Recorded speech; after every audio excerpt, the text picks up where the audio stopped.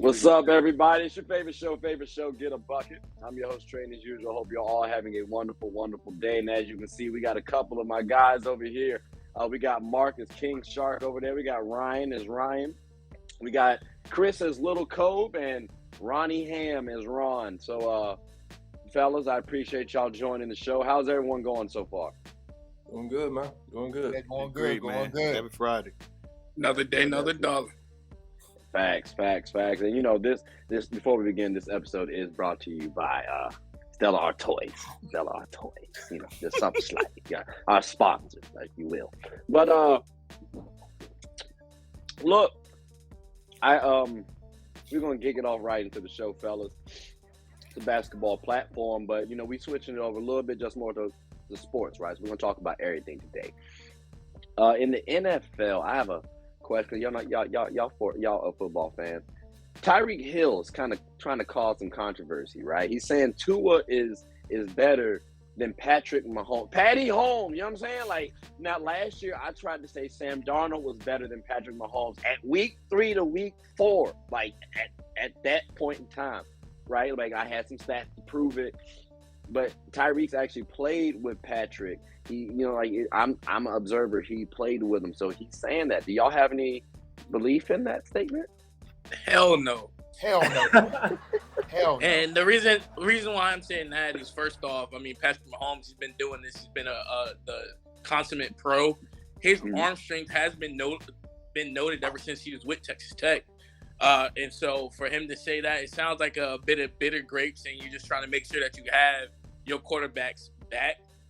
Me personally, I would say nothing.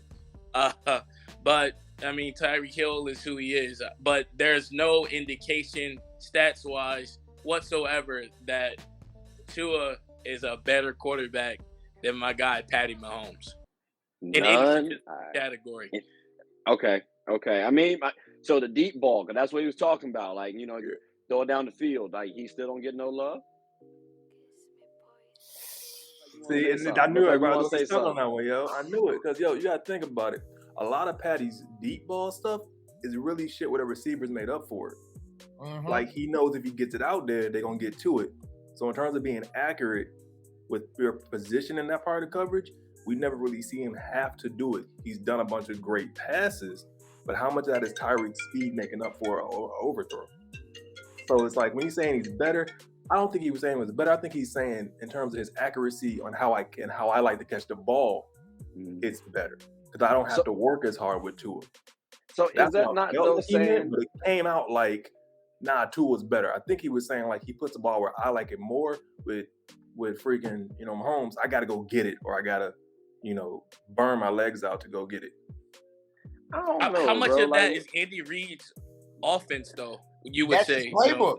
That's his playbook. That's what I'm saying. So is it bitter grapes, and he's in a more favorable offense to his speed and to his tailored to his liking, or is that more on Patty Mahomes? I'm specifically thinking about some more of the broken long ball plays with Tyree, where we know Tyree just gets the fuck after it, right? Like, you know for a fact, Patrick has said this, I just throw it and they'll get there. So he ain't really thinking about where he's putting the ball. He's just saying, if I put it in a 20-yard range, they gonna get to it. That doesn't require accuracy. That's just dropping the ball. That just requires trajectory. You know how to get it out there, right? So that's why I'm saying, if I'm listening to what he's saying from a wide receiver perspective and knowing he's thinking about his paycheck, his legs, his ability not to get popped when he goes up too high, he probably didn't like some of the passes Patrick threw, but he made them work, right? I still feel like that's making him view as a better quarterback, him being Tua. Because if you're saying the accuracy is better, like, we judge quarterbacks off accuracy. Because if we take accuracy out, Cam Newton might be the greatest quarterback of all time, low key. So I'm just saying, like that he was judged harshly on his. Boy, I know you didn't say that, but go ahead. You know what I'm going to say. Boy. I mean, I'm all about people. Come on now. Raw thoughts. I'm rocking with my guys, dog. Like, hey, but you get what I'm saying? Like, we judge quarterbacks off the accuracy. So, like, when he makes that statement, it makes it feel like he's attacking the quarterback, not like, oh, well, in this one area, because accuracy is accuracy to me. So, like, I feel you though. I just felt like he's kind of coming at trying to stir the pot right now. Agreed. And I agree. It was a PR mistake. Like you don't talk about your predecessor. Like that's just general rule. Especially a predecessor that's won a Super Bowl. Like No. If Flacco won a Super Bowl. No. Let's not be disrespectful to Flacco. Flacco didn't do nothing to nobody. Yes, He did nothing to nobody today. Come on now, bro. Hold on. As a ref, hold on. That level of you, especially who's Hold on, Rob. But he's proven he can do it at the highest level. Tua hasn't even proven he can really get through the playoffs. Get to the conference championship first. But he also don't got the weapons. You got to. Yeah. I don't know about that. Miami might be better. He didn't have the weapons. They got better though, but Miami may be better this year with Mike McDaniel over there. I apologize. I want to get in and get my little raw thoughts in real quick. And accuracy-wise, I heard my man Ron E. Ham said, it does have a point. But here's where I'm going. So I kind of get what you're saying. Like you say, throwing the ball up in the air, like I get it. But most quarterbacks, when they're throwing the ball in the air, they just, like you said, like a guy like Tyreke Hill, yeah, you do expect him to get it. But it ain't like the typical go get it. Like, let's say if it's Randy Moss one-on-one with a 5'11 corner, you just throw it up, they just hope he just out-jump him. His thing is beating you with speed. So he just launches it wherever it's at, and Tyreke Hill has the speed to go get it. It's not necessarily saying Tyreke Hill jumping.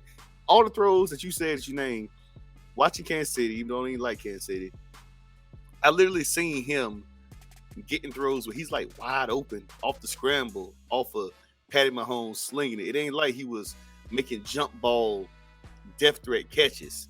Now the irony of this conversation is it's like Tua won a national championship. Mm-hmm. Nobody was thinking about Patrick Mahomes at Texas Tech. Mm-hmm. Now Patrick Mahomes gets to the NFL. Nobody's thinking about Tua. So, and it becomes like the irony of it because we're looking at the NFL as superior and we're saying like, hey, the NFL, it matters because that's where you get paid the big bucks and stuff. I think this year Miami going to be different because they have a lot of weapons. Logically, common sense, ain't nobody going to downplay their quarterback while they're playing. He just got a big contract. I don't even think he's necessarily on Patrick Mahomes. It could be salty on the conversation of like, hey, Kansas City, you willing to let me go after you paid Patrick Mahomes all this money, but you couldn't find a way to fit in the contract for me to make my money. So therefore, you're going to be nice and say, oh, hey, we're going to let you just figure out a team you want to go to and see if they want you. And making it seem like everything is just the bandage is put on the wound. That guy really want to be in Kansas City. He want to be in Kansas City as long as Patrick Mahomes was in Kansas City. He wanted the money he wanted to get. In his mind, he like, look, let me get my cut. Now that Patrick Mahomes got that big contract, everything happened. What happens? He's the guy, the out guy. So it's like we can't figure contract. We can't come negotiations. We can't come to contract. Now we have to figure where we're going to put you at. And I feel like his is based off of like, pretty much, man, forget the Kansas City Chiefs. I'm a Super Bowl champion. Yeah, I'm with a good team. Yeah, I'm in Miami. Of course, it was over the Jets of Miami. He was going to choose Miami. Yeah. That was a no-brainer. Good weather, no state taxes, stuff like that. Just in a better position. And the fact that they did do him like that, I think it was more so of, hey, in his mind, he's building his confidence of like, hey, Tua did win a national championship at Alabama. Even though people ain't giving him a lot of credit, he's probably looking at it like Mike McDaniel, who came from the San Francisco 49ers, which I'm a diehard fan of, anybody knows. I even got a 49ers ones in raw thoughts. So what I'm trying to say is that at the end of the day, like Mike McDaniel is a good offensive coordinator. They may have a different team this year. I don't think they can still beat the Bills. I feel like Miami could be second in the division because we don't know what Matt Jones going to do. That's the huge problem. I really feel like he's really salty because simply they just told him, look, we ain't going to pay you what you want. Without saying it, they basically told him we ain't going to pay you what you want, so you going about your business. Raw thoughts. Okay. So it sounds like then there might be a discussion for this whole Tua Patrick Mahomes thing. It might. I don't think nowhere in the world Tua is better than. We all know that he's nowhere better than. But how much is that? Yeah, you're right. It is a conversation, but he ain't better than Mahomes. I say that. No, go ahead. Okay, so he's not better than. Okay, so I'm just saying the conversation will come up like that. Yeah. We can have the conversation. What you're saying doesn't mean he's. I ain't mean to interrupt. Doesn't mean that he's better than Mahomes. So the conversation still could be had that hey, he throws a better deep ball. That's one thing. Can he have the tangibles? Can he read the defense? Can he put his teams in position to win? Just throwing the deep ball is just one element of the quarterback position. Thanks. Yeah. Okay. So we still on that hell no? Then it sounds like okay. That's cool. It's fine. I don't. In bold letters, bro. Neither of my team. It don't even matter. So let's switch. Yo. You said what? I think there might be a sleeper trait that nobody's seen from Tua that Tyreke might expose, and people might give him more credit.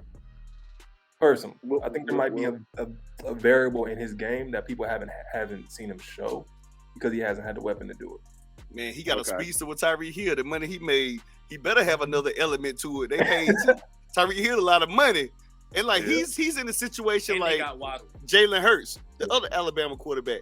Right now, they on probation. They don't put up. We getting off topic. We better go to the next segment. We better go to the next segment. Now, this one might be a little bit new for y'all. NHL hockey. You know what I mean? Anybody know Mike Grier? Yeah, I Googled him earlier. Okay. Well, before I sent y'all the list, thought y'all was gonna do the honor system. It's cool. Well, no, he is the first black GM in hockey, so we can give shout outs to him. My question, to you guys, fellas, is this: are y'all gonna watch hockey now? I've always watched it. I loved it always for the fights, man. Even since I used to have a Sega Genesis, I had NHL like '98. So I would watch it for the fights. The gameplay, not so much. I mean, not having that representation, we tend not to follow it if we don't really identify and see ourselves with it.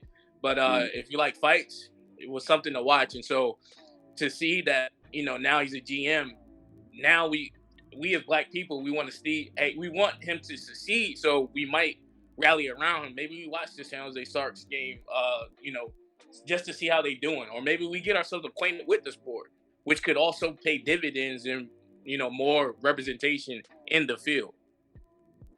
I agree. Chris, what you think? Are you going to watch hockey a little bit more now, or? Well, honestly, I've always been like a under the radar hockey fan because I grew up and watching Caps. Okay. So I agree with Shaw. The more and more black people, and that's like coaches, GMs, or players, the more and more it will make hockey game more and better for us to watch. So I'll say I will be tuned in more, but I want to see it more growing on a constant basis. Yeah, I agree. I think it's a good step in the right direction. It kind of reminds me of NASCAR. Like when you get Bubba Wallace out there, okay, bet we got folks out there like us driving. That's cool. Like, it makes you a little bit more interested in the sport. And I hate to say it like that, but I mean that does help entice. So the fact that we do have a black GM now, that's someone in power. I think that's huge now. So I personally will tune in more. I might actually learn who's on my Ducks. But that's just me. Ryan, Ron, are y'all hockey fans at all? I'm a diehard Carolina Hurricanes fan, but at the same time, when it comes to figure out GM stats, facts, no, I'm not. I will go to a Hurricanes game. That's it. Raw thoughts. Okay, Ron. Yeah, so I've been to one hockey game in my life, and I watch it similar on the radar, catch games here and there. I don't think it'll change my perception if I'm more of a fan of it now, because to me, it's not about having more black players, because there's a good quantity of black Canadian players in the league for years. Since the freaking 50s, they've had black players, right? The problem I think that particular league has is it doesn't market their black talent. They marketed PK until he started getting hurt. But that's also because of management, though. So now the right people are getting in there to help with that marketing. At least I would hope so, because now you have another voice. Well, let's get this person involved. Let's get that person involved. How you deal with corporate society. You see certain folk, and then you see other people, and it's all right, I might go this way because I can relate to them a little bit better than this other situation, or they might look out for me a little bit more because we're relatable as opposed to this other situation. So it's that might be something that can help out with promoting those black players. Because to be fair, I'm pretty like Will played in the NHL, so I'm certain he would love to say, "Hey, bro, like I wish we had somebody covering me like this. Like I was doing this, that, and the third, X, Y, and Z." So he has at least personal hand experience, and I'm glad that he's at least in that one, like in that ranking at least. So like for me, what you saying? I was gonna say I feel you on. It's a step in the right direction, right? But if and this is gonna be a jacked way to say it, if it wasn't San Jose, I'd probably be more on your side. With respect, like it's not a marquee. People know it because it's a team in Cali. In that market, it's a big ripple in the Cali sports hockey market. I think they got 3 or 4 teams in Cali now for hockey. 4, right? They got 4 in Cali. One in LA. They got San Jose. But this is kind of, I think you might have froze, or you can't remember. I think he's thinking. See, and that's kind of my point. It's like Anaheim with the Ducks. We know that. You got the Kings. You got the Kings as well. But here's the thing, though. We said those 3. The 4th team that we would forget the name is San Jose Sharks. Like they aren't the biggest name in that area. So I think it's good for, like you said, management executives getting opportunities. But until that league, I think, gives credit to the talent and doesn't have all the stories that come out about diversity being players getting cussed out on the ice, people throwing bananas on the ice, and some of the lower tier, lower leagues, there's some of the feeder leagues that go into the NHL. All the market that we see around that space is, another black player went through some more shit, right? So I'm wondering I pray this doesn't happen, but if there is an incident with him, like let's say they make it to the Cup, and it's incident with him like what happened with the dude up in Toronto, that might be the first time people hear about this dude's name, aside from sports fans that are actually paying attention. So I don't think it will have an impact in terms of that market and growing the numbers for San Jose to get more folks to come out from that area. Because San Jose is a very diverse area. They got the Bay, they got San Jose, they got Milpitas. They got that area, and even Oakland a little bit. If people want to stretch out that far, they got ways to make money off of. But I don't think it's going to make a big dip in terms of the trickle down. I think he will be a player's GM though. Okay. I think you won't hear many complaints from like contract issues and stuff like that. I think he'll be a player's GM because he comes from that claw. It's kind of like CP becoming a GM. That's a great thing for players. So I think that's probably where his biggest impact's going to come from. I don't know if it's going to be a huge diversity thing, nor do I know, because I haven't researched it, if he's huge on making diversity-based stances. Like some guys, to get to those spots, you got to play that role. You got to wear that mask. If he's handcuffed, where he's not able to speak up about racism within the league, or is he going to be a token or is he going to be a force? We don't know yet. I think one thing to mention is that I'm praying for his success. I mean, if that lack of success could be where you see a closing in that opening that just sprung.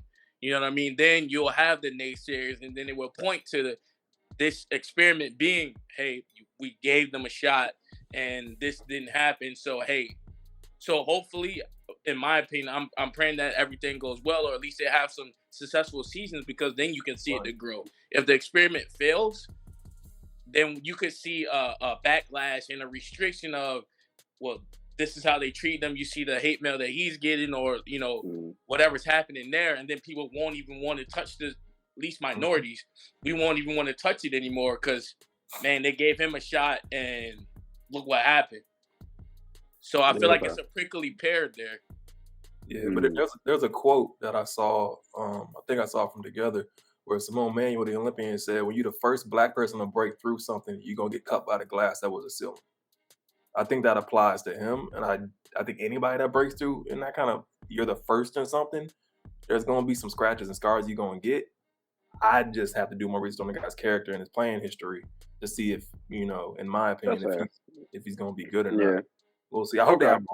I hope, honestly, if all 4 teams make a run, I think that'd be awesome. But within Cali, because that'll give him a better positioning to make his voice speak more. You gotta get the money. One thing I will say is, even if he wasn't the best player, we have seen in other sports where hey, he might not have been the best player, but this guy's a hell of a GM, or this guy's a hell of a coach. So I don't think that'll be held against him in the event that he wasn't some Hall of Fame type of guy. Yeah, those type of players like Steve Kerr, for example, you know, he's well, no, he's not a GM per se, but you know, he's in management, if you will. Coaches you can classify as management to me, and like you know, they're doing their thing. So I mean, those players who aren't stars, they are pretty helpful in the coaching ranks or the management ranks. So that's a good point to bring up. And speaking of Steve Kerr, and we're gonna transition on into the NBA. We've talked enough about hockey. I actually didn't think we were going to talk that long about it, to be honest with you. So I'm proud of us, guys. I'm really proud of us. But Devin Booker, a lot of people aren't, or some people aren't really proud of Devin Booker. They feel like he's overrated. But you know, before we get to that, how do y'all actually view Devin Booker? Ryan, what's your raw thoughts on Devin Booker, champ? I don't think Devin Booker's overrated. I think he got what he got, man. You know, how do you view him? How do you view him? Like, where do you classify Devin Booker as now? Like, is he a star or an all-star, or like how do you view Devin Booker personally? No, he's a star, no doubt about that. He's just playing it by Chris Paul. Pretty much outside of him, he's a star. We look at Ayton, Chris Paul. Who else you gonna look at with the Phoenix Suns? Like Mikal Bridges, get the money? Chris Paul is like, let's not be disrespectful. Whole time out. I know you did not Johnson. name James Crowder in front of Devin Booker. It's not a comparison. He's a good role player. He's good. He can shoot. He's not gonna give you 40, 50 points a night. But you're talking about his team, though. I'm not talking about him as a star. I'm saying he has. No, I'm saying as a star. I'm talking about him as. I mean, he's one of the all-stars in the league. It's a lot of all-stars in the league. But we look at the Phoenix Suns, he is definitely an all-star. You got Chris Paul there on his way out the door. When you look at the Phoenix Suns, who else you going to give $224 million to and bank your money on? Ayton ain't showed you nothing. Chris Paul on the way out the door. James Crowder has been a journeyman all his career, traveling from team to team to team. So you can't put him in the situation. But see, now, Mikal Bridges, you don't have a lot of hype and hope. You don't have a lot of hope and trust in Cam Johnson. Like right now at the moment when you're trying to pay this money, Devin Booker has proven when healthy or whatever, he can do certain things that those guys can't. So what I'm saying is on that level, like he's proven a lot for them to say, hey, look, we'll just get him this. If he had to pick between people, or it's either pay him this or just strip the whole team down. If you want to pay somebody $224 million, it's nobody else on that team that's getting that type of that bank. Nobody else is not worthy of $224 million. Other than Devin Booker on that team right now. But I still feel like that kind of doesn't address my question, because what you're saying is, well, as the Suns, we have no one else to give the money to. Like that's. I'm sorry. Like, to me, go ahead. No. I'm saying like you answered the question, but like it still doesn't say, okay, how do you really value him though? Because like I get what you're saying, but like you're basically saying to me, top 10 point guard in the league, maybe top 5 point guard in the league. I mean top 10 shooting guard in the league. I'm sorry. When you look at shooting guards, you're looking at shooting guards at its value. I ain't talking about the 3-man. I ain't talking about Anthony Edwards. Some people you may name as point guard. Klay Thompson is one of the shooting guards, you probably say. Booker is one. Name another shooting guard. Chris Middleton. He might not get that money, but I mean, you could go back with him. Yeah. All right. So So name another two guards. Donovan Mitchell. Hell, even Anthony Edwards. I think better Donovan Mitchell. Like I'm saying it because Devin Mitchell is not when I look at availability, the best ability is availability. And Donovan Mitchell is there. He's good. And sometimes he brings the ball to the court. So from listening to you guys now, I found out he's a 2-guard. I ain't know he was a 2-guard. I really thought he was playing the point sometimes. But nah, he's a combo. Both of them are combo guards, but he's more athletic. But what I'm saying is you ain't name somebody else. Name all the guys you name and tell me who's better than Booker. And then you'll tell me what he can get at the 2-guard position. If we want to go 2-guard specific, like I could sit up here and I just listed off 4. I mean, it's good. That's what I'm saying. Because I said top 10. And if he could be top 5. If he's in there, if he's top 5, he's deserves let's not act like shooting guard isn't the easiest spot or isn't the weakest spot in the league right now, bro. Like you got small forwards out there. You got a lot of point guards. No. You got a lot of point guards out there. If we want to talk value, that's cool. But I've seen D-Book on a losing team before too. A lot of times, actually, it wasn't until Chris Paul got there that they're champions. Like they go to the finals. Oh no, they went to the playoffs actually. Like when Chris Paul got there. Mm-hmm. So it's like I've been hearing people say, well, D-Book is viewed as somebody who can get you over the hump. I don't know. Like, he still got to prove I'm not a little saying that bit because more. like Dame Lillard just got a lot of money and he ain't went nowhere near the Western Conference Finals. So I mean, the same. That's another thing you say. Damian Lillard has definitely been in the Western Conference Finals. What are you talking about? But I'm talking about as They in, lost to well, the I might be Warriors. wrong. Okay, well, I apologize. So he has been in the finals. My point is, has he been to the finals? He had a combo guard. He had C.J. McCollum. Yes, he got to the finals. You have C.J. McCollum, and you're going up against the Warriors. Stop it. Stop it. Stop it. Don't be different. Bro, come on now. But what I'm saying is, how can you? But you're making it seem like this argument of Devin Booker getting this money is like it's a wild thing. It's not a wild thing. Like I'm not going to say he don't deserve this money. I'm not saying it's a wild state. First and foremost, D-Book, if you ever see this video, I'm a fan. I'm a whole fan, bro. I like you. It's just I want to see a little bit more out of you to say, okay, well, D-Book is that dude. Like, I want to say D-Book can carry a team. I want to see if he can do that. Yeah. My definition of a star is top 10. Can go to state without Steph Curry. Because, like, D-Book just finally got a point guard to help him. He's been playing with this team literally by himself for years. And I'm not discrediting Chris Paul, but Golden State had their team together all the time. So will you name that? Dame Lillard even had C.J. McCollum a whole lot of time. I'm talking about, let's be real. Championships, when they've been healthy, Klay Thompson and Steph Curry has been on the floor. Regardless of how well Klay Thompson played tonight is what people say, he's been on the floor. Dame Lillard has had C.J. McCollum majority of his career. Devin Booker has been out there with me, you, and my cousin. In that court. You know what I'm saying? Like he just finally got a point guard, which is cool. He needed it. I'm not discrediting Chris Paul. I'm just saying he finally got somebody to help him. Like any other guard. Ain't nobody out here in the league has went to a championship without no help. D-Book really had nothing out there in Phoenix. And then now it's like you're putting the pressure on him to do it. Now he gets Chris Paul. It's like all Chris Paul's credit. I'm saying D-Book did his part. Chris Paul did his part. Klay Thompson does his part sometimes. Steph Curry does his part. You know, when Greek won the NBA Finals championship, Chris Middleton was available. He did his part. Guys have guys who helped them out. Right. Everybody got rolled. First year, everybody got rolled. Right. And this was like the first year or second year that D-Book actually had somebody. So let me ask you guys this then. Do y'all feel like D-Book is overrated at all? Or is he rightly rated? Or is he underrated? Yeah, so for me, like when he kind of got the prompt and I was thinking about it, and it's like I don't think he's overrated. I think people don't give him enough credit for how hard he's had to grind. And I feel like in this generation, we are kind of spoiled with like explosive marquee players that have good role players that aren't really big names around them, that don't get shine to like you get to the playoffs. And because he has such a crappy team, he's had to carry a lot through these years. So I think because, in my opinion, because Chris Paul came in and then it's that jump, people are like, oh, when he obviously wasn't good enough. Chris Paul, some old busted da-da-da. They think Chris Paul's washed, right? So I don't think he's overrated. I think, in my opinion, he's like the top end of elite. He could be like a perennial mainstay in the league, like a name face of the league that transcends the game.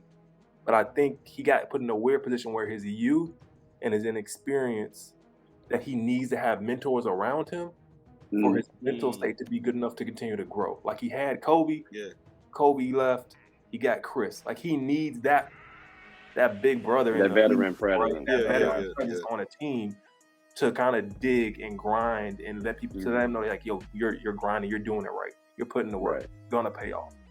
Right. Okay. You gotta remember when he came in, it was a pretty young team. It's still moderately young, to be real. Like there was nobody that was kind of like that mainstay old school cat. Show him how to be a professional. So I don't think he's overrated in any estimation. I do agree with you. I think he's worth his check. Like what he's done for that city, he's worth every fucking cent they gave him because he built it on his back, to be real. They haven't had that type of presence since Nash left, to be honest. They haven't had somebody that presence in that city since Nash switched up and left. Right? Well, you had Brandon Knight. Really, dude? The death threat, man? All right, that was a stupid comment. Are we talking about the same dude that I was being facetious. Stop, bro. I was being facetious. I'm mad y'all can't tell a joke, but okay. So I don't think he's overrated. I think I think there is another gear he has to get to. I think there's another level he has to get to. And it's like this weird cusp where he could be, I hate to say, he could be a Charles, great fucking player, makes the Hall of Fame, never gets a ring. Injuries, he could be Tracy. Injuries come in. I think he's at that point where it's that cross, that kind of like that fork in the road. Which way is his career gonna go? So I don't think he's overrated. I think he's still growing, and I think if CP stays there for if he can make it for another 3-4 years, I think you'll see a whole different type of Devin Booker, and it won't even be a conversation anymore. Okay. So do y'all? And let me ask Chris and Mark this then. Do y'all feel like he can carry a team? No. Honestly, like I said, bro, how much credit are we going to give to roster construction in the NBA? Unless you are a LeBron or somebody like that, you need somebody like everyone has alluded to. So how much of the credit goes to roster construction versus the Devin Booker? Honestly, I like Devin Booker, even though he dropped 70 on my Celtics. They still lost the game. But what I'm saying is how much goes to roster construction. Devin Booker, talented guard. Amazing, right? But does it depend on where he goes that he shines? Or is he a superstar on his own type of thing, right? So, like you guys said, he wasn't succeeding until they put the right pieces around him. I mean, and I disagree with my boy Ryan down there. He ain't just have cannon fodder around him the entire time. You know what I mean? Who the hell then? They make strategic decisions to get the pieces around him to let him flourish. That's all I'm saying. He's a talent. So we can say that about any NBA team that's went to a championship. Like all NBA teams that put pieces around their players. I don't know about that. Outside of LeBron and them, every team that's got to the championship has put, outside of Golden State, maybe like built their team from the draft, have put pieces around certain players that players to get to the finals. Yeah, but I mean, every team can say that. He ain't on the one. Was just cannon fodder before Chris Paul got there. Like, yes, Devin Booker is a talent.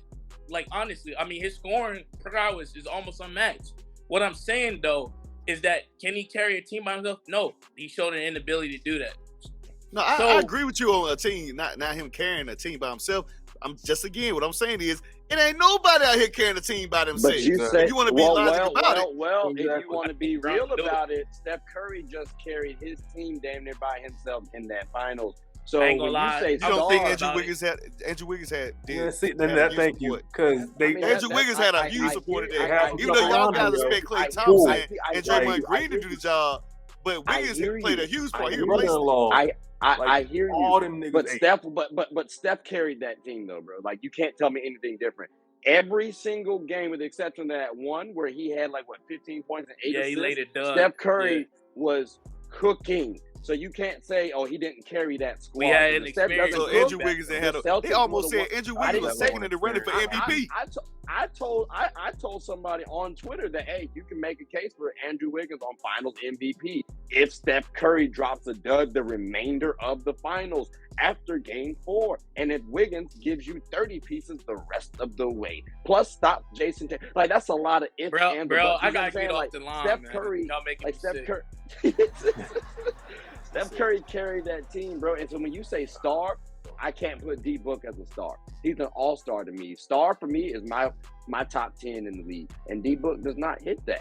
Like, I can name more people who are better than D-Book. I like D-Book. I like him, but I can't say it's all on him as to why the Suns got to where they got to. He was a big part. He played his big role, but if he can change my mind on him leading a team, which you guys also said, it's very hard to do that. All right, then I'll change. But let me put this last piece in there, and Trey, this is specifically for you. Yep.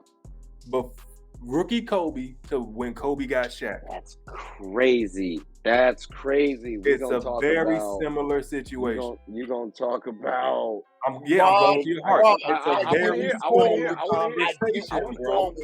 Kobe showed all the fucking traits to be who he was. It wasn't until he had a veteran player that had experience in the finals, which Shaq was at that point. But we got him... He got him like the first year, though. Like, he had Shaq his first year. Like it wasn't like he just took some time and then boom, like you grow. Was Phil there? Was Phil there then? Phil wasn't there. Phil wasn't there. No, now. we had They helped too. That coaching helped too. Bro. Appreciated it. I'm just saying, there's a window there, bro. Right. There's always a window there. I'm not. Jordan had a window, Look, I Kobe had a understand. window. There's always a window, and I think niggas is a little bit too hard on Devin Booker for real. Right. I really do. I hear you. Like you saying he ain't top 10, bro. just- I don't agree with that shit. Okay, tell you what. Tell you what. We will make that another video another day. I promise you. And you come at me with your 10, and I promise you, I'll have people that are higher than D-Book right now. And if I don't, my bad. Like You going to league or position? Oh, league. I'm not talking about position. I'm talking about league. Like throughout the league, top 10 in the league. I'm Come on now. I think I can make that argument. All right. But and your best argument is he's at the back half of the top 10. No, you can't. Now you put modifiers in there. Qualifier. I said no. That's not a I can make the modifier. argument. Where he is, we were position the league. I was leaning to position or combo guards. I'm saying that's going to be your best argument. That's all. That's all I'm saying. That's all I'm saying. But somebody else though who could be top 10, TJ Warren, if you include the bubble. Like I'm just saying, like he's back on. He's on the Nets now. He got a 1-year deal. You know, he hooped last time we saw him, which was in the bubble though. I was joking on TJ Warren top 10. Like please don't take that seriously. Oh, TJ, if you're watching this, I rock with you, but bro, top 10, not even at the position, bro. Maybe in the East. Maybe we'll talk about it. So, what's your expectations of TJ Warren? Do you expect him to get back to that bubble fiasco, like if he was hooping back then, or do you expect him to regress back to the mean? Okay. Two-part question. And two-part question into that statement. Is he going to have Kyrie or KD with him? That's the million. Yes. Yes. So if you're going to have both Kyrie and KD with him, he got to be that third scorer. He ain't gonna have both. Because no, not what he has to be. Do you expect him to be it? Mine comes down to two things, yo. Health. Exactly. Can he be healthy? Is the first one, because Bubba was healthy. Like Bubba was limited wear on your body. He obviously stayed in shape. You playing against niggas who didn't stay in shape. Let's keep it 100. Bubba was out of shape. No fans, so you could focus like, a little bit more on the game. No distractions. Like Bubba was out of shape ball. There's no way around that. That's why injuries piled up. If he can stay healthy, I think he's an option. But back to what you just said, bro, he's not gonna have both of them. In that locker room, they might though. They might. Shit might be a landmine waiting to happen, bro. Because I think KD's going to leave, and then people are still gonna have venom for old boy not getting that shot. So I don't think he's gonna be put in a position to ball out like that. But if KD and Kyrie, let's say they both aren't on the team, won't he have a position to ball out then? Because who else on the squad? Cam Thomas, Nicholas Claxton, like. He had to do it like that, though. No, I'm saying like, look, Nick Claxton. That's my point. You got to get rid of those too. But give us some averages. So let's do like this, Trey. Give us an average, an over under that we think he can maintain if he's the marquee guy. By your standard, the marquee dude. Bubble performance. What was TJ Warren bubble performance? Let's just benchmark it because that makes it a valid conversation. He was averaging 27 points, 6 rebounds, and 2 assists in the bubble.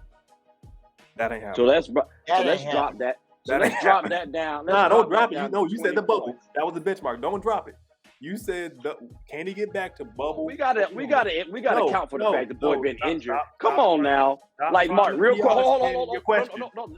Just listen. Look, Mark, real quick, because he plays semi-pro. So, Mark, in football, right? Let's say you coming back from an injury. Are we going to expect you to hit the exact same, to do everything you did back then? The exact same, or can we scale it back just a little bit? But also you got to factor in that like semi-pro, like I ain't got access to the medicine, the money, and the training facilities that dude would have. So, I mean, don't get me wrong.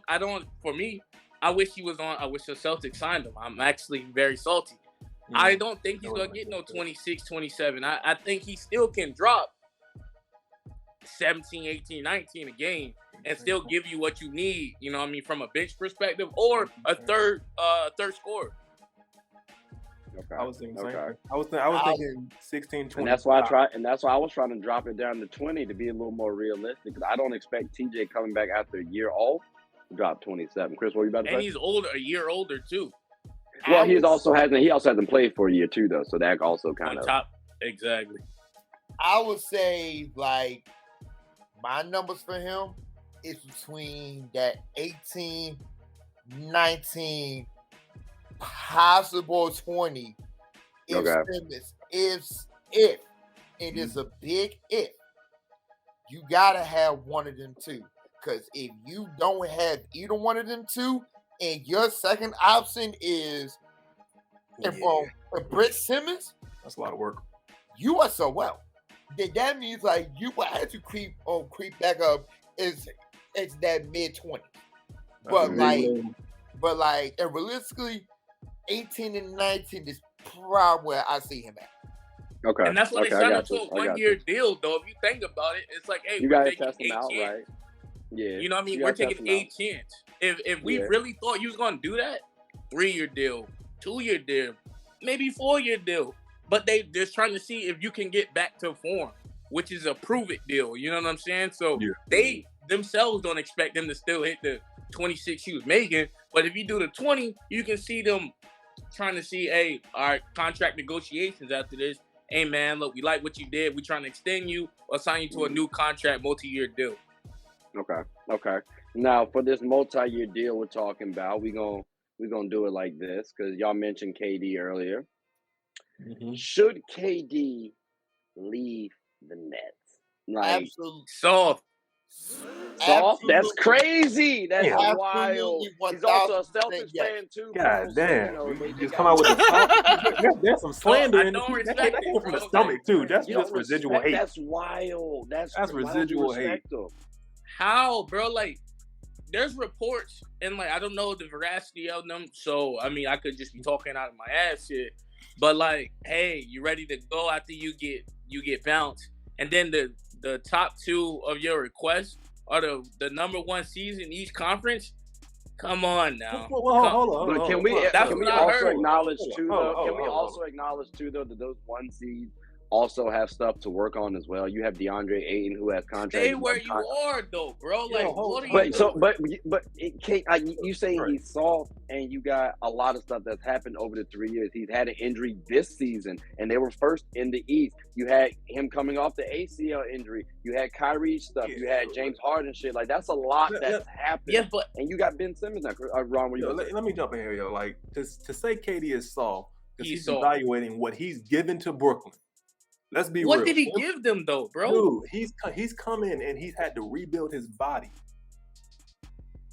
That's a professional. And yes, he's a professional. Then when he finally gets right, he's dealing with off-court drama, still being moderately professional. Let's keep it 100. Being professional, supporting his boy while he's having to carry extra load, which probably contributed to his injury this year, in a position that he really doesn't need to be in for his caliber of player. You got to remember, KD ain't no average baller. He loves the game and he plays for the game. To call him soft because he don't want to deal with workplace drama, that's petty, yo. Okay, let me like, get it's my a toxic space. Go ahead. Okay, bet. Rebuttal. You're a professional. First and foremost, your play impacts you, your ability to earn, and what you do for your family. Kyrie being here and there, you knew the guy was spacey when he was in Boston. I'm a Boston fan. You knew the type of players that you was trying to sign, and then you come to the Nets and you say, hey man, I want to do this. This is what we're trying to build. James Harden. So, whatever. You know the type of players that was there. We don't think that the NBA players they talk off season? You got to know that, man. You know what type of caliber player he was, or what type of person he was, what type of man he was. And so for you to say, you come here, you knew that Kyrie was already loopy. You knew he came with these spacey theories, all this other stuff. He played half the game. Now you saying, like, look, I want out. You knew that this was the type of person you was playing with. I want my Stephen A route with it though. Like, come on, dog. You know what you got, and you getting paid. Me, if I don't like my coworker, there's nothing I can do about it. I can't just sit, man. I ain't working no more. No, there's something you can do about it. You can leave. You can find a better opportunity, just like he's doing. Like we all got jobs, bro. That's what I'm saying. But like to get paid $45 million and you tweeting on Twitter. Like, you know what I mean? You on Twitter with the ghost accounts and trying to defend this. Bro, you ain't okay. Wait, time out.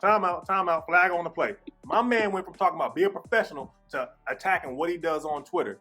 Bro, if you in a bad situation as a profession, you staying or you leaving? You as a man. Basketball, I feel like as a man, honestly, I'm getting paid $40 million to play the game that I'm good at. I'm not talking. Let's not put the salary of a baller to life. Okay, then back then. That's what I'm saying though is you know the situation you walked into. You know the situation you walked into. Why is it a brand new realization? So Ron,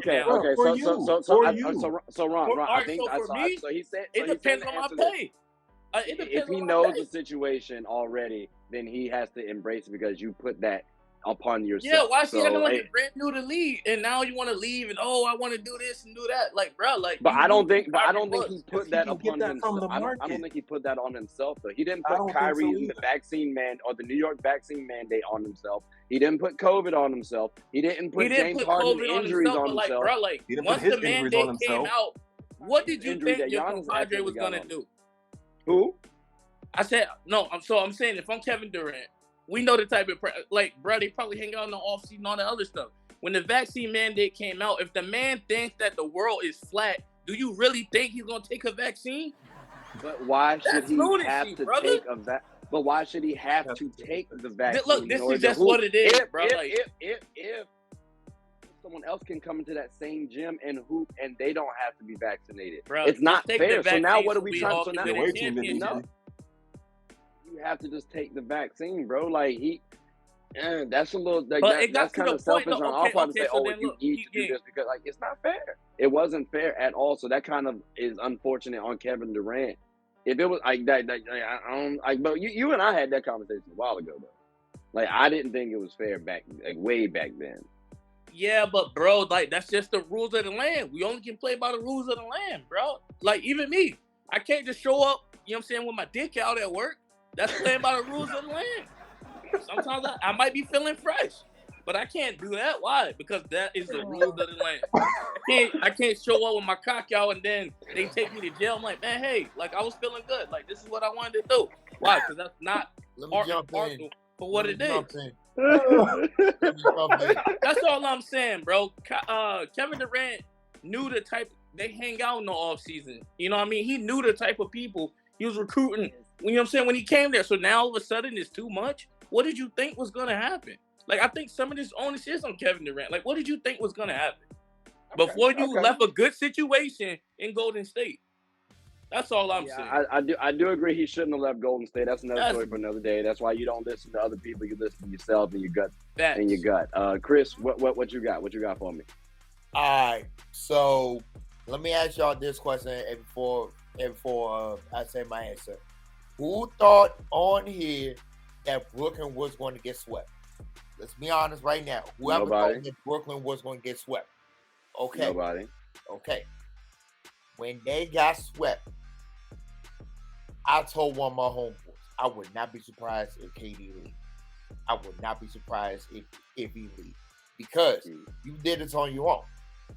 You want to leave a championship pedigree organization to go to an organization who have not done nothing in the past 2 decades. Well, I take it back 3 decades. If you want to put in New Jersey Nets or something like that, they really have not done nothing since they left in New Jersey. So to me personally, I would leave, but go somewhere where you actually want to be the man. Mm-hmm. Do not go somewhere that you want to coattail. Coattails at somebody's half ass. If you wanted to go to Brooklyn so you can play with Kyrie, Everybody knows that. Mm-hmm. But we all know that he had his Kyrie had his stuff issues, COVID issues, whatever the case may be. Mm-hmm. This is his last, I ain't gonna say last chance, but if you want to go somewhere where you actually want to ball, go somewhere. But if you want to stay in Brooklyn and y'all don't go nowhere, some Nats will get fired, and you will have a whole lot of piss off Nets fans. Okay. Well, that's fair. That's fair. I think we done talked about the Nets enough. Ron, I think you might appreciate this, champ. And what we're gonna do, fellas, I'm gonna hit one of y'all at a time. Y'all just answer the question right quick, and then everybody else just kind of, agree or disagree. Let me know what your thoughts right quick. Say it real fast, and then we just, keep it on pushing. The Spurs, Ron. Like, what's the direction y'all going with, bro? Like, when the hell is Coach Pop retiring, man? Like, ask me that question. Old ass need to leave 2027. 2027. Why you got 2027, Mark? As a Spurs fan, I seen Pop. He built my fandom. So I think at this point, he's more about putting in to players than he is necessarily about trying to, upset the style and, recruiting players that he knows he can build and win with, or getting rid of folks to free up cap space. He don't really want to deal with those politics. He's about building the younger players to have successful careers. That's a different style of coaching than what you get from a Kerr or what you get from, cats who's in Milwaukee or the dudes that are rotating through LA. The mission's different down in San Antonio. So I think Pop will give it probably another 5 more years, let a couple of the dudes that he's been there with for the last 4 or 5 get to 7 to 10 years in their career overall. And it depends on, honestly, making a run and what the office wants to do to put pieces around him, to be real. Mm-hmm. I think for what we got, he's still successful as a coach to me, because, it's still, we ain't bombing, right? And we're still growing, and we got to re-up.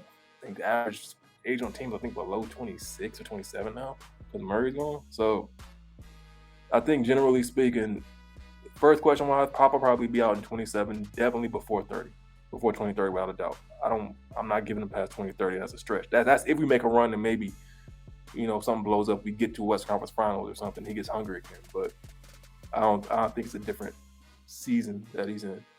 What's going on with us? I think in general, we're kind of in this phase where all the young players are developing into great players. I think it's more the marquee of players have seen what happened with Kawhi, and that's kind of a roadmap for their careers. You can come to San Antonio, learn how to be a professional, learn how to grind, learn how to do your work, and if you don't win, you can jump and get your check. Legitimately. Yeah. Because San Antonio, no matter what people say, it's still a small market team. Right? Like, we can't compete with some of these big dollars that are coming in. And some of these other major states, in some ways, they're building out new stadiums, doing things. It's just a matter of you can't compete. It is what it is down there in San Antonio. And then you have more competition in general down in Texas for sports fandom between Dallas and Houston, because both of them got marquee players as well. Houston's still kind of rebuilding some stuff, but they've had a galvanization of their fan base, I would say, right? Mm-hmm. So I think the direction Spurs are going in general is one where it depends on how well the draft works out. I think we're still going to keep dipping into international markets, trying to find international killers. That's been our MO for years. I don't think that's going to change. But I don't know if we have any player that's going to be that marquee you build around that we had since the Tony Parker Kawhi drama. I do think that broke some of the culture in San Antonio. And I don't know if that's repairable, nor does Pop want to deal with the drama that comes with trying to build a team like that again. Okay. I like that answer. Chris, do you agree or disagree? And I'm going to give you 30 seconds to state your case if you disagree. You know what, though? I agree, because... You still got 30 seconds. Okay, my bad. Yeah, so I agree. San Antonio, for 2 decades, was one of the well-known NBA, sports franchise in sports history. because they were like homegrown from like the draft up to now. Now, let me ask Ron this question: should y'all tank to go after Victor? That's one where I'm torn, bruh.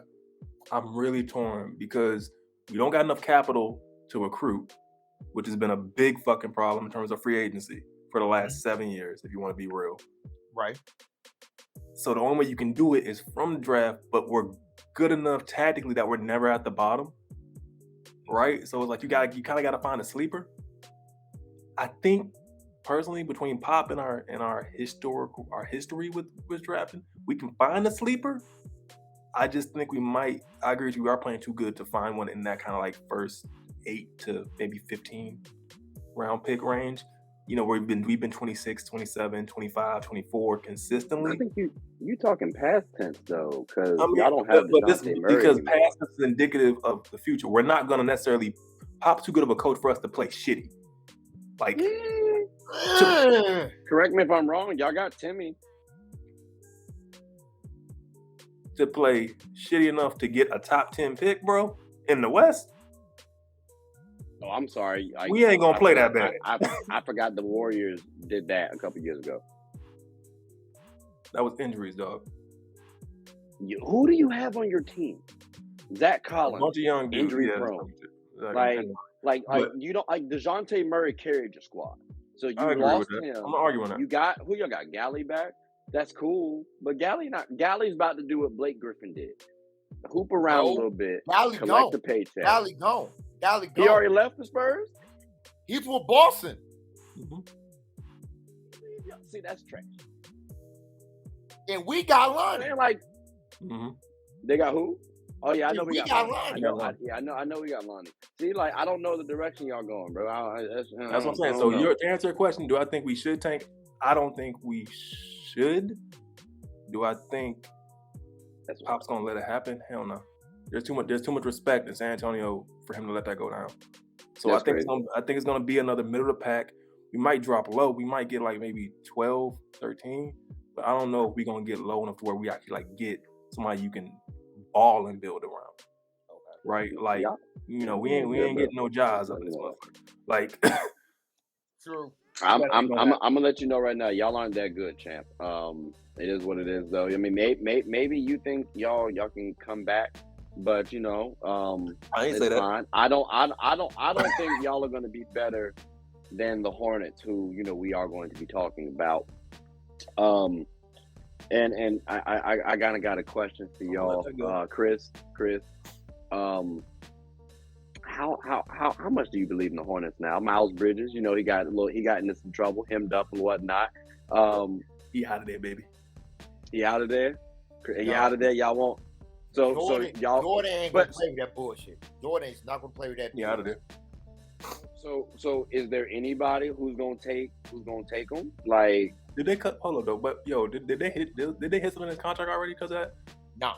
Didn't he lost? Didn't he lose? He lost what, 117 off of that already? I think it was like 115. Yeah. Let me see. He already lost 115 from next year, guaranteed.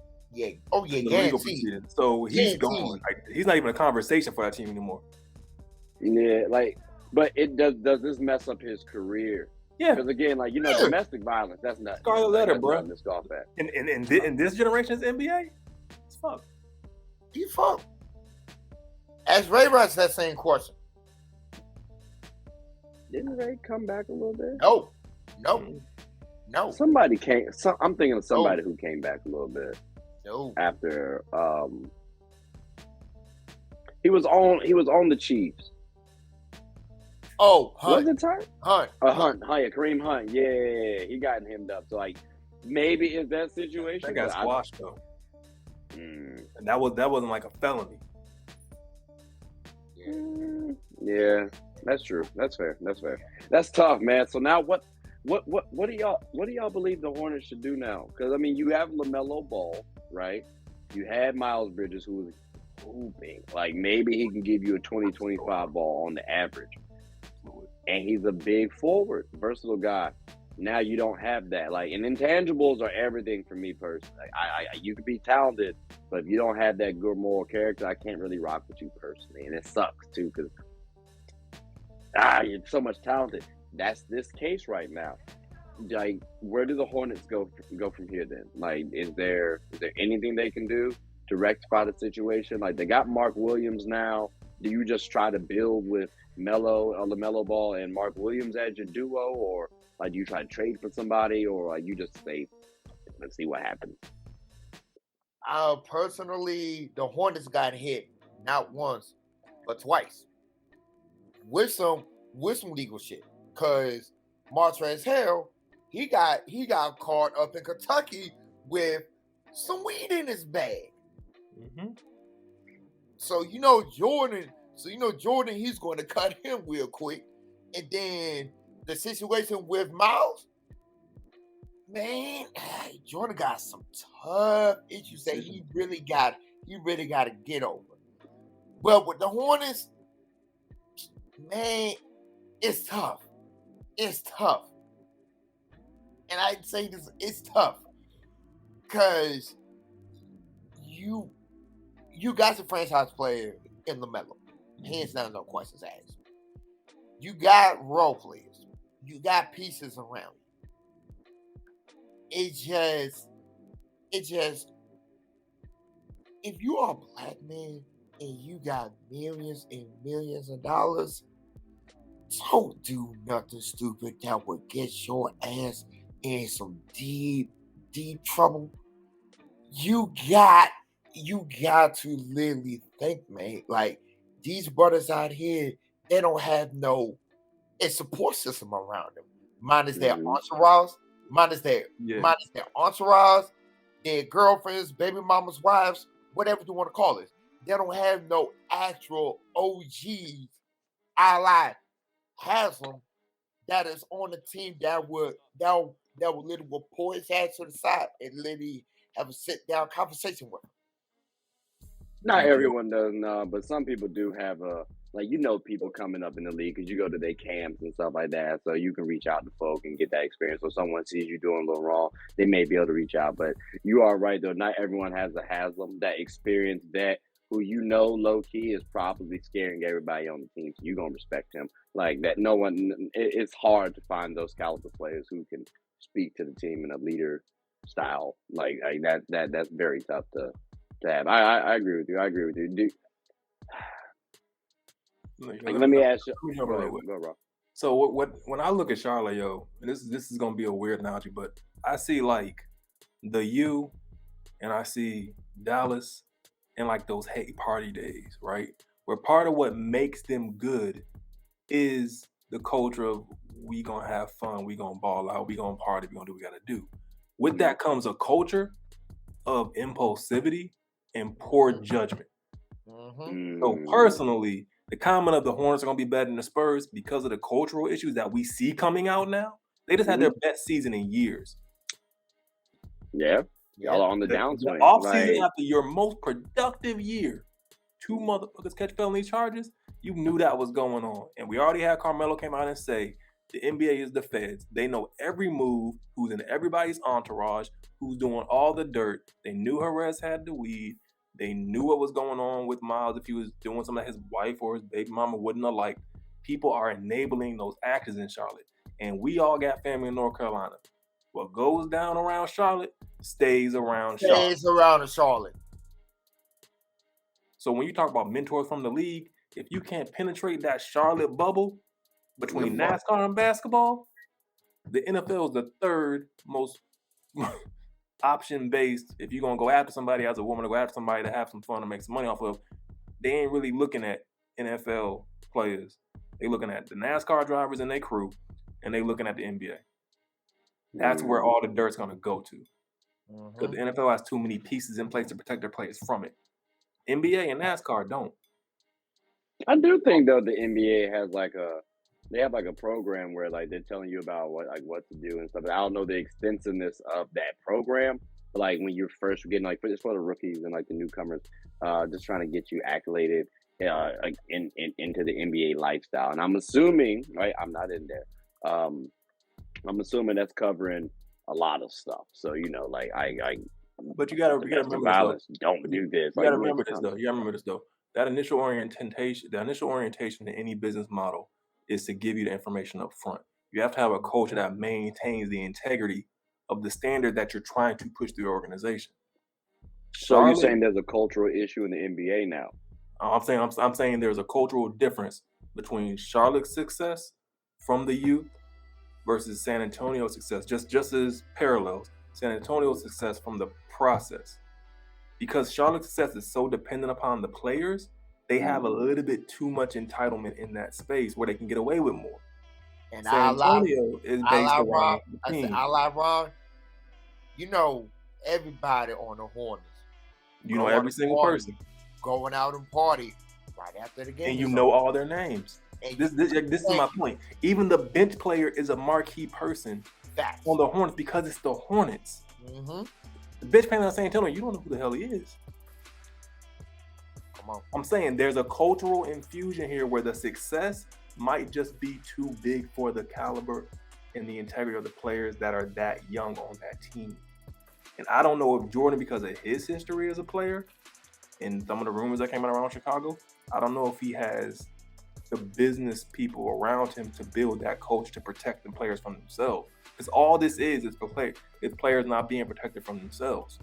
Mm-hmm. The only saving grace is that Melo ain't get caught up in none of that drama like his boy did with Brittany and Tiana. I don't know if that's last vestige for Charlotte not blowing up as a team.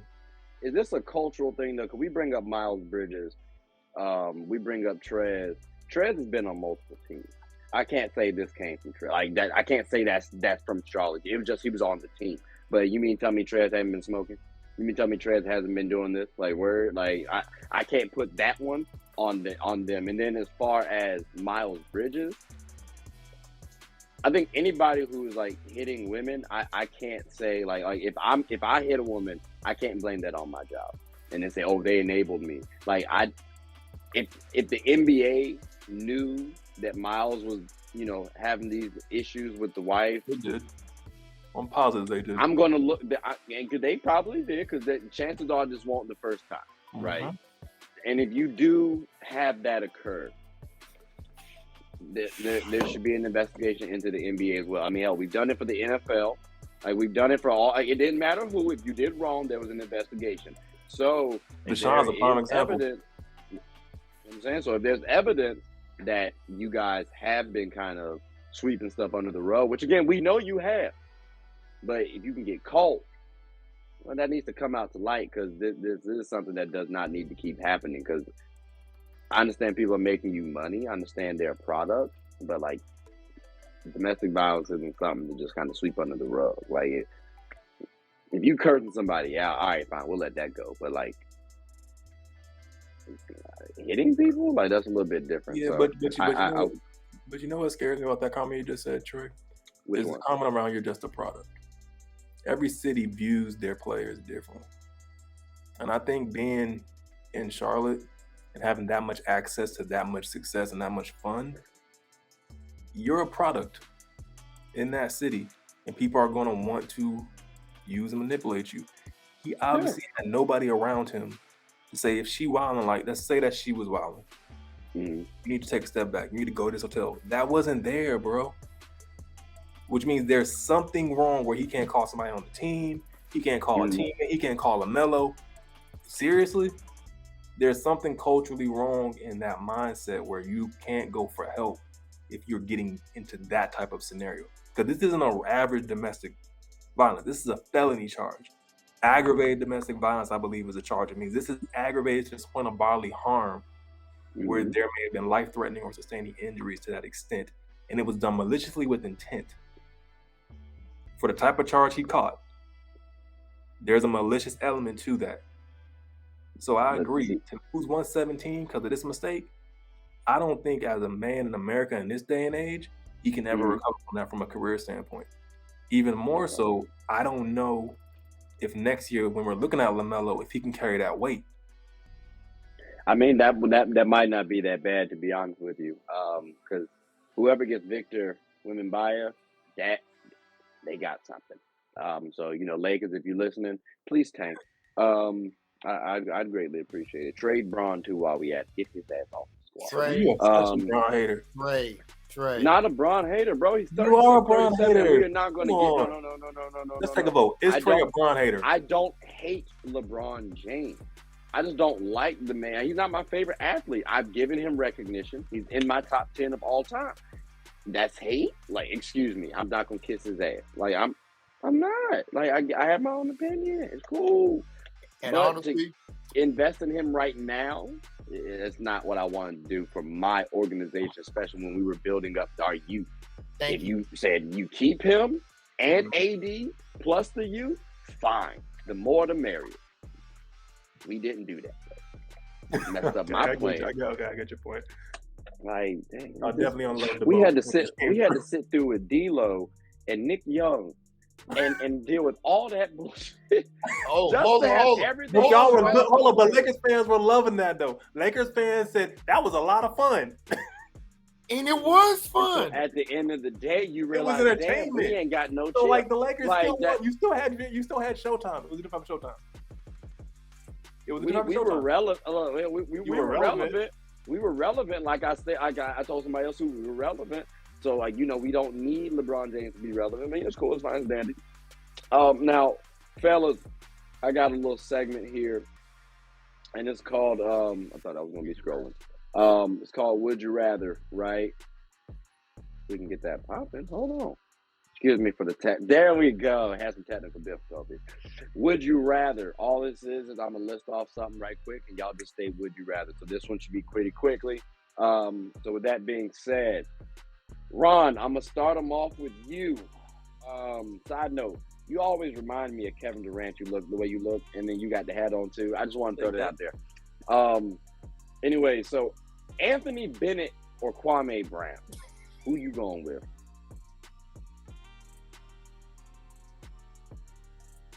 I'm gonna go with Kwame. Man, that's tough. All right, cool. Anthony, he said your name is Bennett and you're not in it. Chris, how you feeling about that pick? Are you picking Kwame or you rocking with Anthony Bennett? Oh, Kwame. That's tough. Damn, man, I really try to give you some love, bro. I'm gonna go Kwame still too. Only because Kwame did one thing that the Candyman and Anthony Bennett did combine in one. He went to the playoffs. Next question. Yeah, but that's not on Kwame Brown. Like Adam Morrison's a 2-time champ.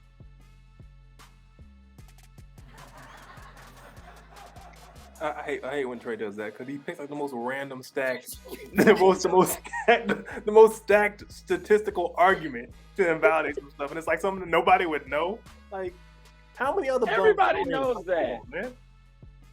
That one because well maybe they don't. I don't know, but I mean I'm just saying I can't use that against for me it's Kwame played more than Anthony Bennett. He was more relevant, despite the notion that Kwame is ass. He had an okay career.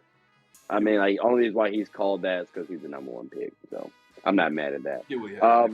There's been worse number one picks than Kwame Brown, to be honest. Yeah, but I can't lie to you though. You do have to think. I'm not. I had to be like, but Anthony Bennett. So again, so the next one, Chris, we're gonna start it off with you. Trae Young and Anthony Edwards, or Ja Morant and Devin Booker. As a combo, as a pair. Let me say it again: Trae Young and Anthony Edwards, or Ja Morant and Devin Booker. I feel like Ron's going to say Ja Morant and Devin Booker because Trae Young took DeJounte Murray. But Chris, what you got? No. You probably be surprised. I'm picking the ATL boys. I'm picking the ATL boys because Trae Young, his ceiling is still growing. Mm-hmm. His ceiling still growing. Mm-hmm. Ant-Man, my God, he's just a kid in a grown man's body.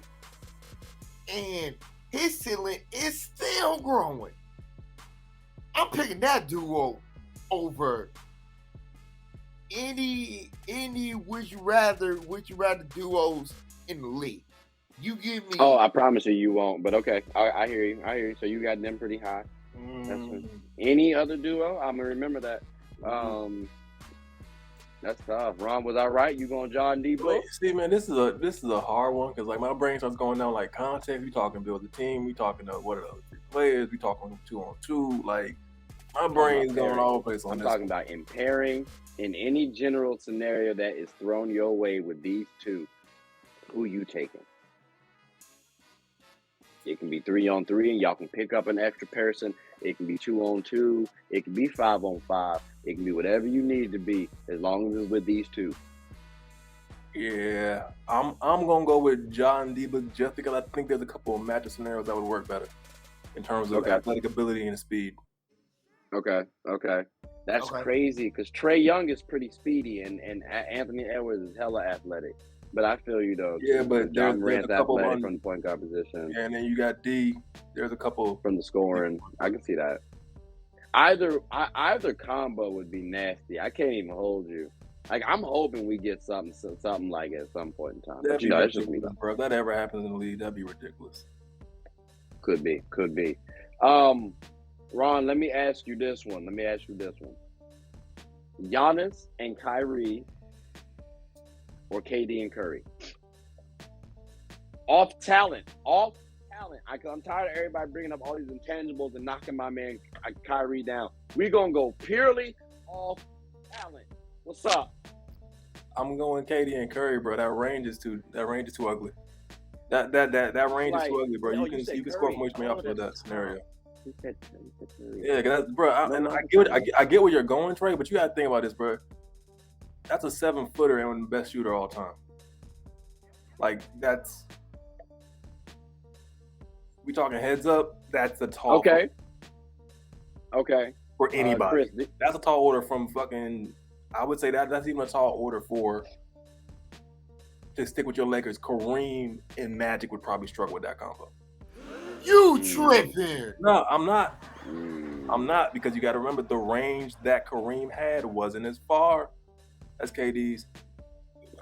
Yeah, but Curry got to shoot over a 6'9". I agree. Magic in that sense. It would be an interesting matchup, I'll say that. But Chris, who you got for that one then? You got Giannis and KD, or Giannis and Kyrie, or KD and Curry?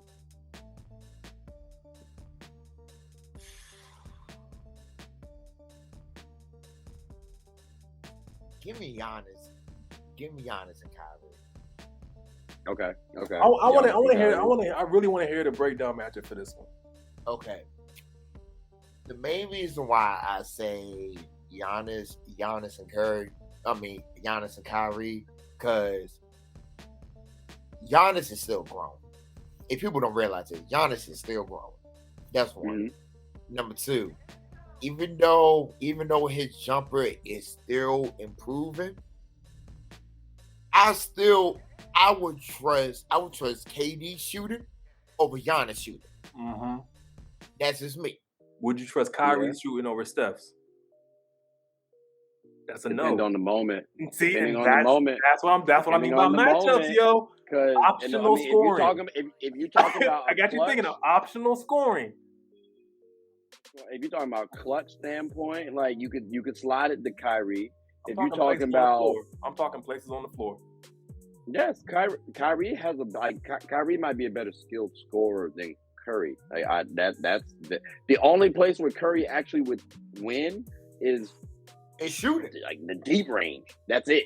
But it's not like Kyrie can't shoot. Exactly. It's just he doesn't. So I can't definitively say like in a game he's a threat from the perimeter.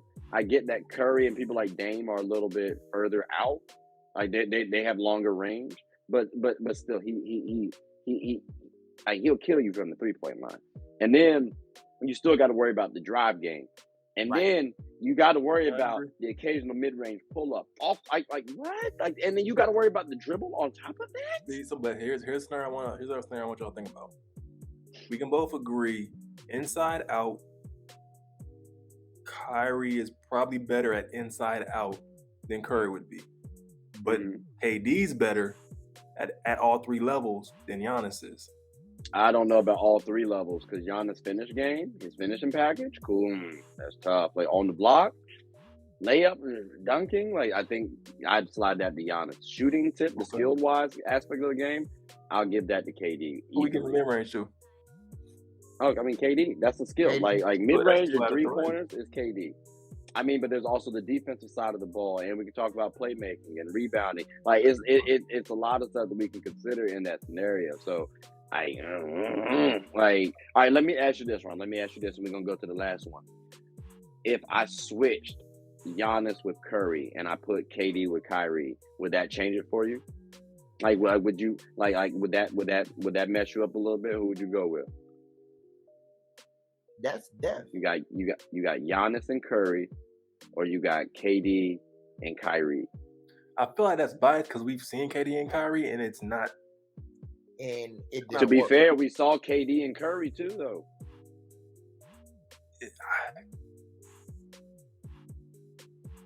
KD and Curry work better though, in terms of flowing with the Angels' game.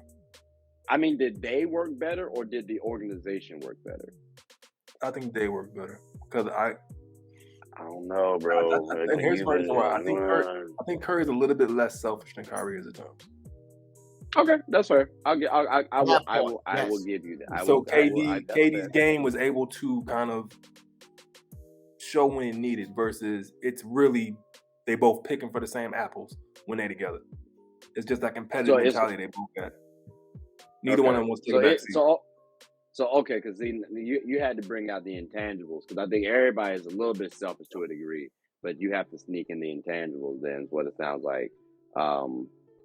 But to answer your question, if I can eliminate the bias of what I've seen and what I think is just kind of at times ugly basketball, I would probably go with KD and Kyrie. Okay. Because Giannis, to me, Giannis is so the differentiator. So the differentiator is KD's better than Giannis to you. That's what it sounds like. Okay. Yeah. All right. That's fair. That's fair. Last one, then we can close it up. Who has the better future? The Boston Celtics or the Memphis Grizzlies?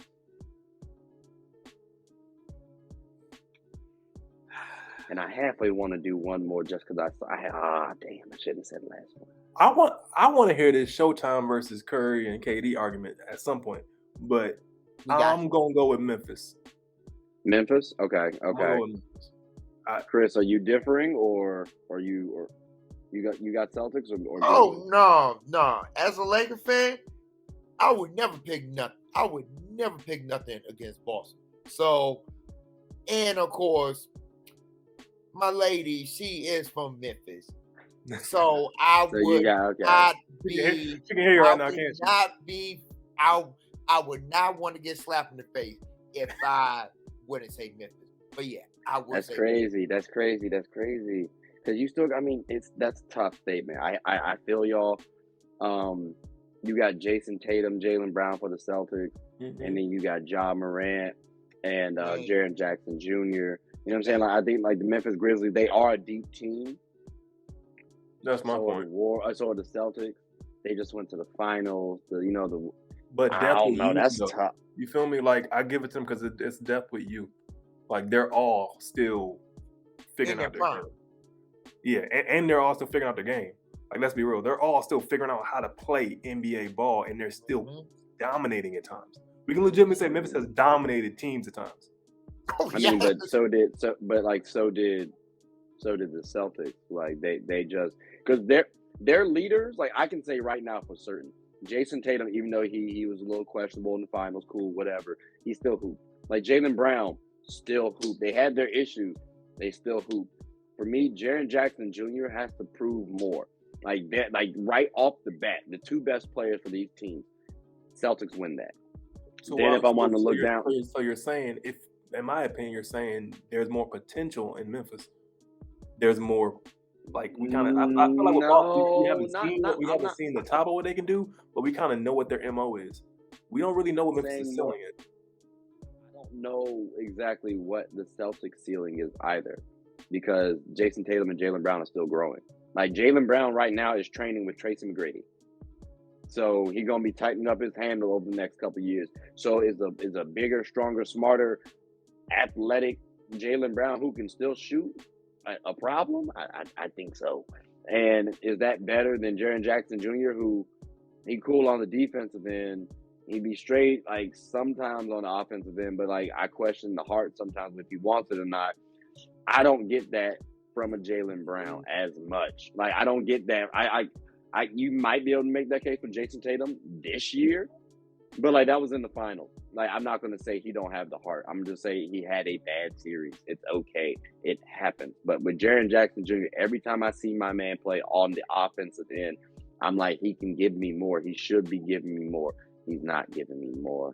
That's tough and it's frustrating. So like that's the reason why I'm leaning with it. It's more so the big two, like their core, and then they can build around those two. So I'm thinking it's going to be a little bit easier for them to build around those forwards for the Celtics than the guard and big pairing with Memphis. And you guys did say it too. Availability is the best ability. And John Morant did not play that many games this year. So the future of it, they could be a little crazy, but I also say this ain't 2K. I don't know if I'm gonna give that much credence to Tracy improving his game that much, because Tracy kind of it's a question of is that a coach or a mentor who knows how to facilitate somebody's growth, or were they too talented from God-given talent to translate that to somebody to be able to digest it? Right. I mean, he's giving the tricks to the trade, though. Mac versus Brown is kind of two different levels. I don't know. I think if you're trying to showcase something, like, I don't think T-Mac's trying to make him a replica of himself. I think T-Mac's are trying to help him out with his game, help him refine stuff. Because there were a lot of times where honestly Jaylen Brown should have exposed the Celtics defense, and I mean the Warriors defense. And he didn't. Like, he could have used his size a lot more. And then he would force it. Like, he did it often. He would drive in the lane, do a little finish, and it's like he's good or he's hitting the shot. And he could do that a lot more consistently, I thought. So maybe that's what T-Mac is working on. You don't have to be T-Mac like you just got to improve in some areas. And I think T-Mac can help him out with that situation. So, I mean, it's just like with Steve Nash training R.J. Barrett. Now, granted, that was because, he knew him as a child, but certain players will help out other players for specific things, like JJ Redick helping out Lonzo Ball with his shooting, that sort of thing. So that's valid. But I mean, that's his bag. You see my point? I mean, but getting the bucket effectively is T-Mac's bag, and that's what JB wants. So I'm like, you got to study somebody like D Book, like Tatum. They were studying Kobe. You got to go get help from somebody. Even Kobe was getting tutored by Hakeem on the footwork. He's not our power forward or center at all, but he's getting trained in that area because it'll help evolve his game. Now he can start doing a little bit more. If Jaylen Brown could make a little bit more, it would make the team more beneficial. But he kept getting the ball turned over and stuff, stolen. So that's the issue. But, we'll see how that turns out, too, though. I mean, we could be vastly wrong. Who knows? Maybe the Memphis Grizzlies have the better future, because I do understand where you're coming from. Like, I like their squad. Like, you have Desmond Bane. Like, I think you could have a really good young team. Like, this could be Warrior-esque, if you feel me. Like the early Warrior days where they're battling folk, they're surprising folk, if you will. So I could see that, too. But that's, we'll see how that goes.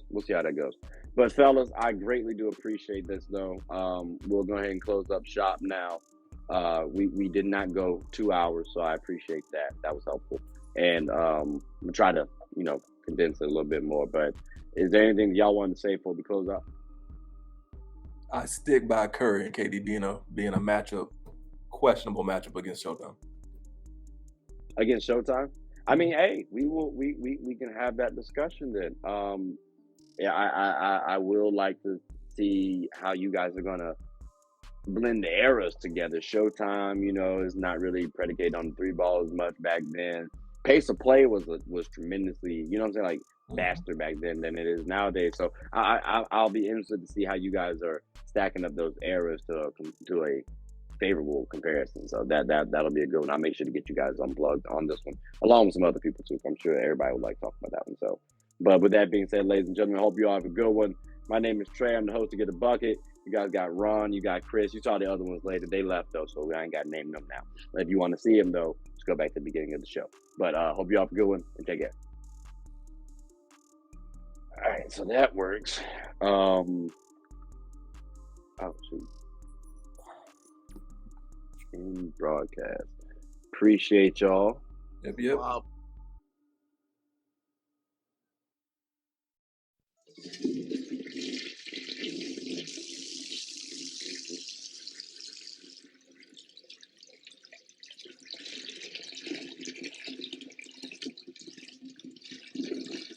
I did not know you guys were still here.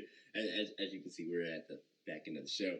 No pun intended, but look, hope you all enjoyed it. And before you go, please subscribe to the YouTube channel, follow the IG account, share the content to anybody who's anybody. And most importantly, leave your thoughts and comments below. But I got to go back and play Buddy in 2K, so let me unmute him real quick. Excuse me.